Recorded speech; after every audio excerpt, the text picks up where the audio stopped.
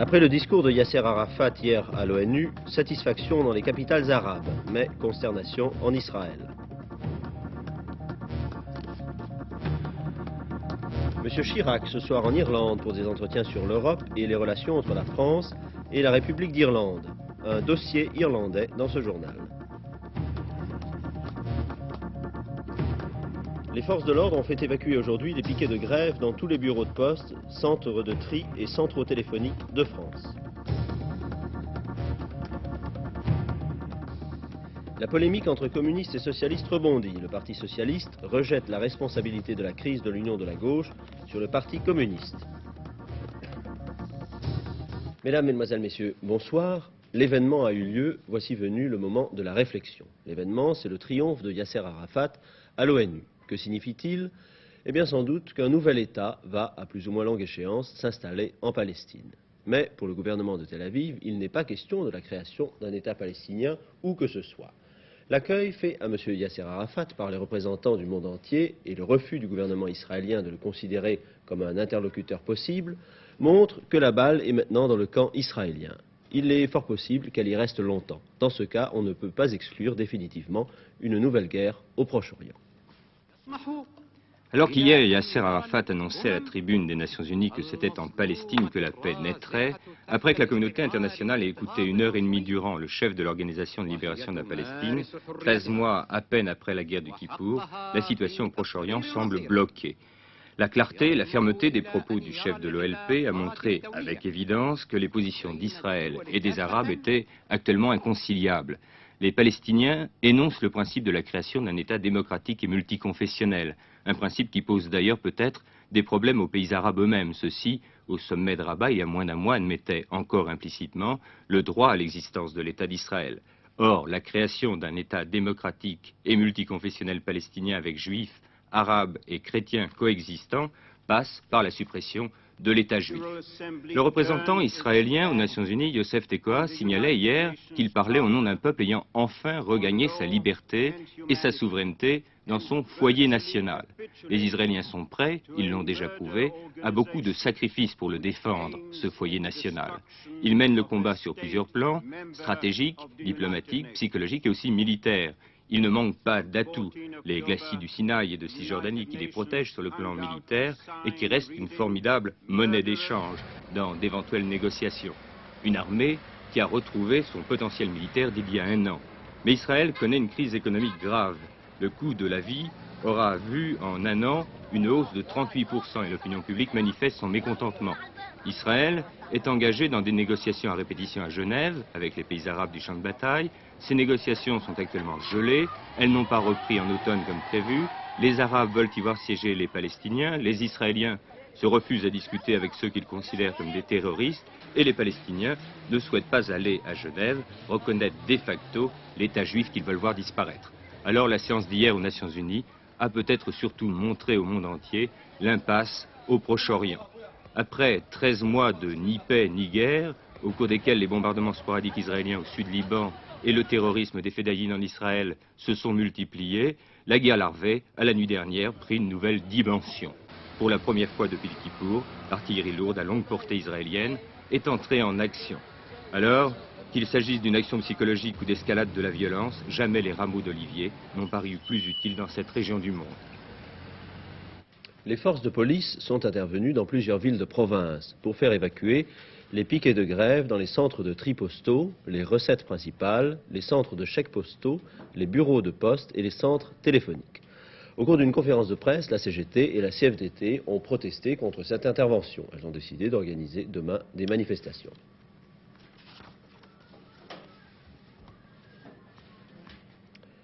Je crois que nous allons entendre une réaction à ce sujet des syndicats. Monsieur Segui.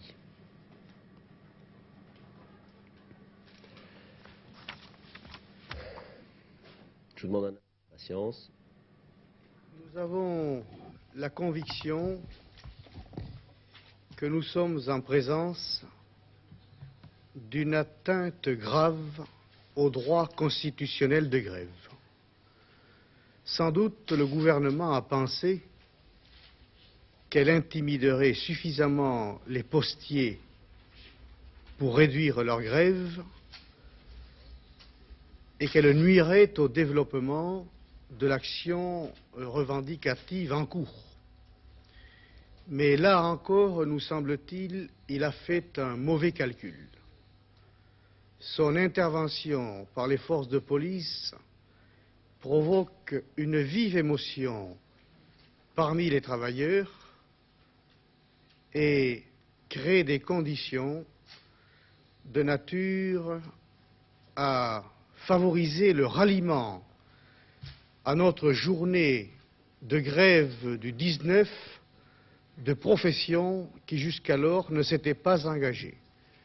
C'est le cas pour 4 des principaux syndicats de la Fédération de l'éducation nationale qui font dans ces circonstances preuve d'un esprit syndicaliste et d'une conception de la solidarité que nous saluons. C'est le cas également de nombreuses organisations professionnelles de commerçants, d'artisans, de cultivateurs qui ont décidé, pour ce qui les concerne de leur côté, d'agir également le 19 novembre. Le gouvernement et le patronat ont grand tort de croire qu'en usant de tels procédés, ils pourront faire l'économie des négociations qui continuent à s'imposer d'urgence. M. Edmond-Maire était assis à côté de M. Séville. De son côté, le ministre de l'Intérieur précise que l'évacuation des piquets de grève dans les centres des PTT s'est effectuée sans incident. M. Poniatowski a indiqué qu'après l'éloignement de ces piquets de grève, les 3/4 du personnel avaient repris le travail. M. Poniatowski a ajouté « J'ai donné des instructions au préfet pour que la liberté du travail et la liberté d'accès du public soient assurées dans tous les centres des PTT et que les piquets de grève soient éloignés de la proximité de ces centres. » Il s'agit, selon le ministre de l'Intérieur, d'un acte de protection des libertés du citoyen en tant que travailleur et en tant qu'usager de ce service public. La CGT et la CFDT avaient d'autre part demandé un rendez-vous au Premier ministre. Cette demande n'aura pas de suite, précise-t-on, à l'hôtel Matignon ce soir. On considère en effet qu'il n'y a pas à revenir sur le protocole établi par le secrétaire d'État au PTT à l'issue de longues négociations avec les syndicats, protocole qui apporte aux postiers des avantages non négligeables, selon l'hôtel Matignon, concernant leurs revendications spécifiques. En ce qui concerne les revendications propres aux fédérations CGT et CFDT, qui portent sur le salaire minimum de 1 700 francs et l'acompte mensuel de 200 francs, il s'agit, dit-on, de problèmes généraux ne pouvant être traités que dans le cadre de la fonction publique. Or, le gouvernement a annoncé que les négociations avec les fédérations de fonctionnaires auraient lieu très prochainement. Il n'y a donc pas à attendre, dit-on à l'hôtel Matignon, d'arbitrage du Premier ministre, comme le demandent la CGT et la CFDT. Les collaborateurs de M. Chirac ajoutent que l'on ne voit pas de raison à la prolongation de la grève dans les PTT, dont, c'est une citation, « les inconvénients pour l'économie nationale sont graves », et de plus on souligne que le gouvernement est décidé à assurer partout la liberté du travail. Cette grève des PTT met de nombreuses entreprises en difficulté. Le patronat français s'inquiète de l'extension des conflits dans le secteur public et c'est un véritable cri d'alarme que lance le vice-président du CNPF, Yvan Chotard. Devant la persistance de la grève des PTT, nous demandons au gouvernement de mettre en place un système de remplacement, puisqu'il s'agit là d'un monopole d'un service public. Il est en effet inconcevable que l'économie s'ankylose par suite de grèves successives s'emparant du secteur public. En effet, aujourd'hui, la situation des entreprises françaises devient dramatique. Non seulement un certain nombre d'entreprises qui s'adressent au public sont dans l'obligation de recourir au chômage technique, et cela touche aujourd'hui plus de 100 000 salariés, mais la persistance de cette situation est en quelque sorte un coup de poignard dans le dos de l'économie française au moment où, devant la conjoncture économique mondiale difficile, il s'agit de lutter contre le chômage. Les syndicats ne peuvent pas nous demander à la fois de garantir l'emploi, de créer des emplois, de financer des indemnités importantes et en même temps de mettre en situation de paralysie les entreprises françaises.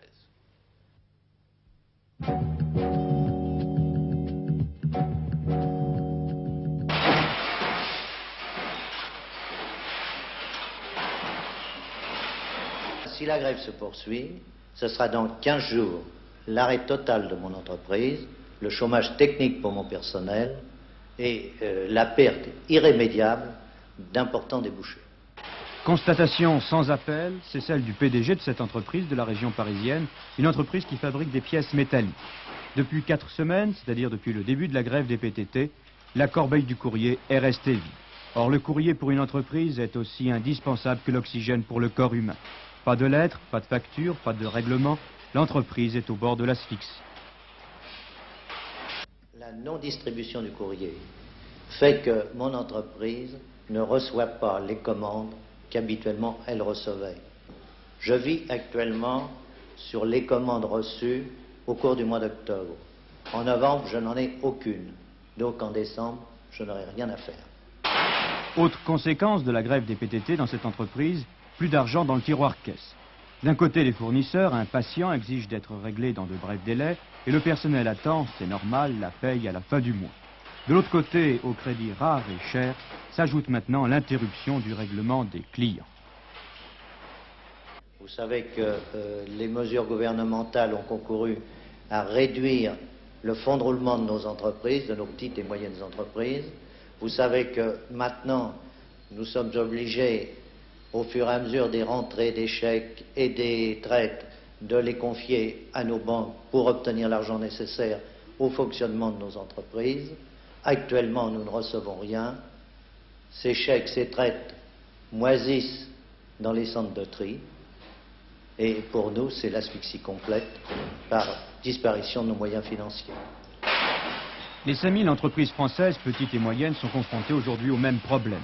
Plus fragiles que les grandes entreprises qui disposent de moyens financiers plus importants, elles vont se heurter dans quelques jours aux échéances fiscales et au règlement de la sécurité sociale. Ce matin, dans une conférence de presse, Léon Gingembre, le président des PME, considérant la situation comme dramatique, a réclamé le report de ces échéances. Au ministère de l'économie et des finances, on n'est cependant pas resté insensible.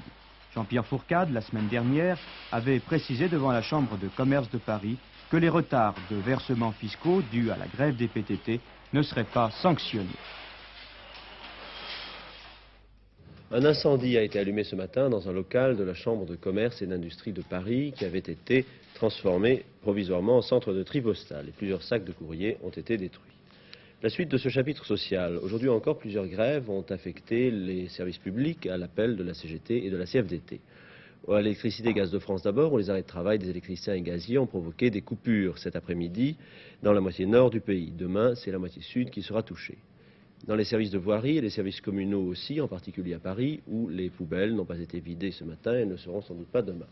La CGT et la CFDT préparent la grève nationale du 19 novembre. Des perturbations sont donc prévues pour mardi dans les services publics, à la SNCF notamment, où les syndicats CGT, CFDT et CFTC appellent à la grève du 18 au 22 novembre, mais également à la RATP et à l'électricité et gaz de France. La Fédération de l'éducation nationale, de son côté, a annoncé ce matin qu'elle ne donnerait pas de mot d'ordre de grève mardi, mais qu'elle apporterait son soutien aux réunions et manifestations prévues.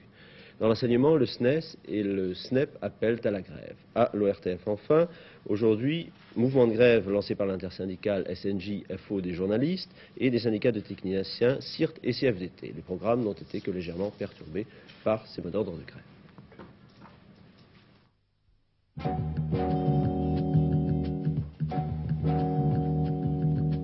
Commencé il y a 5 semaines, à la suite des élections législatives partielles, la polémique entre socialistes et communistes a une nouvelle fois rebondi aujourd'hui.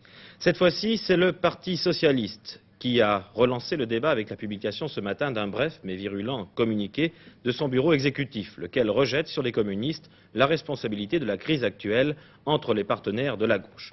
Le Parti socialiste, dit notamment ce communiqué, s'est interdit de nourrir la polémique engagée par le Parti communiste et nuisible à l'union de la gauche. Il estime qu'au moment où la lutte sociale s'amplifie, toute division de la gauche est inacceptable. Le Parti socialiste, conclut le communiqué, laisse le Parti communiste devant les responsabilités qu'il a prises. Il décide de convoquer un comité directeur extraordinaire le 23 novembre prochain. Réponse de Georges Marchais devant le comité central du Parti communiste français, réuni aujourd'hui à Paris. Il n'y a chez nous ni durcissement ni esprit polémique. Nos partenaires, et je cite le secrétaire général du Parti communiste français, ne manifestent pas la même conviction et la même clarté dans les objectifs, les alliances et les prises de position. C'est de notre devoir de le dire, nous ne cherchons pas à faire plier le Parti socialiste, mais il faudrait savoir si nos partenaires ont la volonté de renforcer l'Union et de réaliser le programme commun de gouvernement, ou s'ils s'orientent vers la perspective d'une accession au pouvoir pour faire une autre politique. Voilà donc un nouveau chapitre qui s'inscrit dans les difficiles rapports entre socialistes et communistes. Comment tout cela va-t-il se terminer? C'est là toute la question. Ira-t-on vers une réconciliation spectaculaire ou vers une division plus accentuée? La réponse sans doute à l'issue de la réunion du comité directeur socialiste à la fin de la semaine prochaine.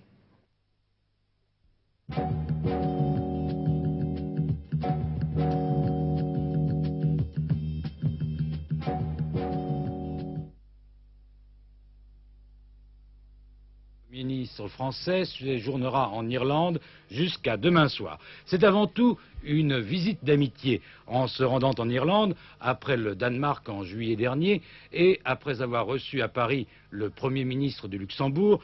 M. Chirac veut indiquer que les petits pays de l'Europe doivent avoir au sein de la communauté la même place, la même importance que les grands, que l'Allemagne, l'Angleterre, l'Italie ou la France.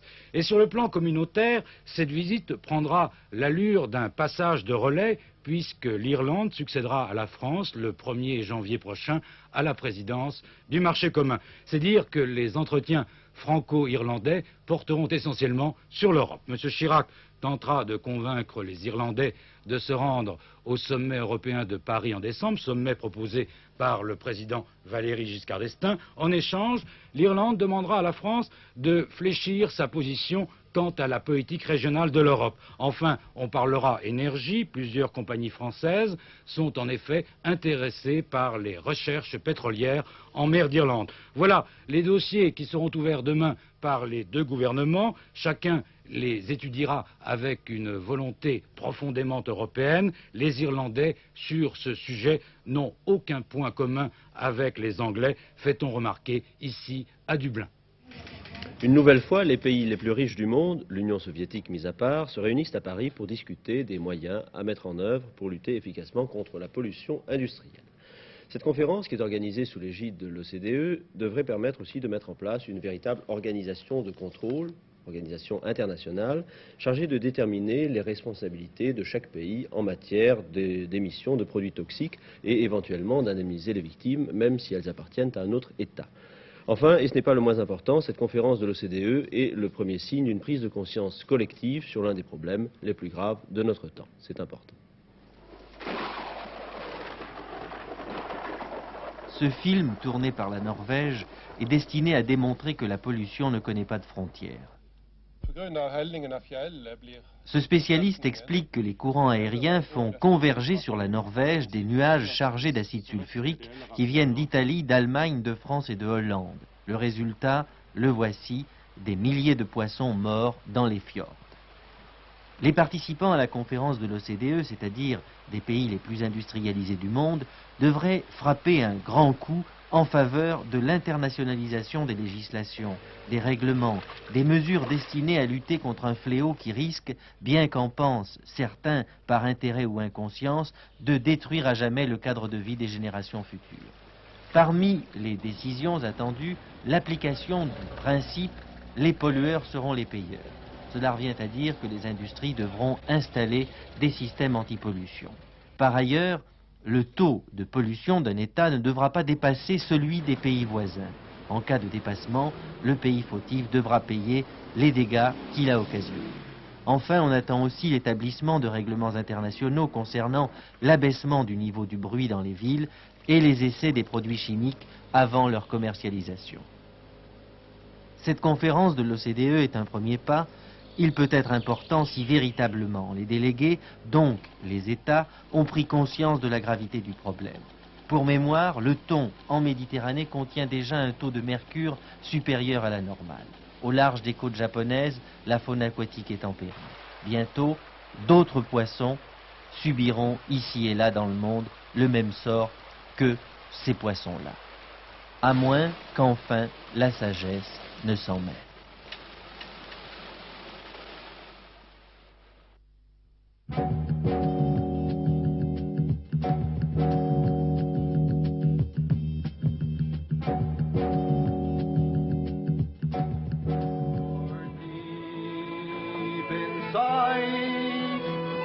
a burning Christ in the town I love so well.